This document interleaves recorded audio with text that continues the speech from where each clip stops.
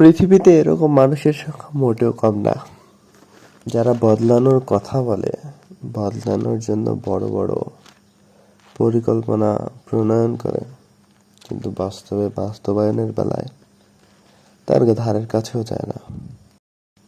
যদি ধারের কাছেই যেতে না পারেন, তবে সেসব বলার অর্থ কি? দেখুন, পারতপক্ষে আপনি যা তাই বলেন, যদি তা না বলেন তার কম বলেন, কিন্তু যা নন তাই যদি অনবরত লোকের কাছে প্রচার ও প্রসারে অনবরত ব্যস্ত থাকেন, তবে এতটুকুই বলবো, আপনি আসলে ব্যক্তি হিসেবে ততটা ভালো না, যতটা ভালো হলে মানুষের মধ্যে এই বিবেকবোধটা জন্মায় যে আমি যা তা বলাই ভালো। তা অন্তত নিজের উপকার করতে পারুক বা না পারুক, অন্তত জেনে বুঝে কারো ক্ষতি বা নিজের ক্ষতি করবে না, করা সম্ভব না।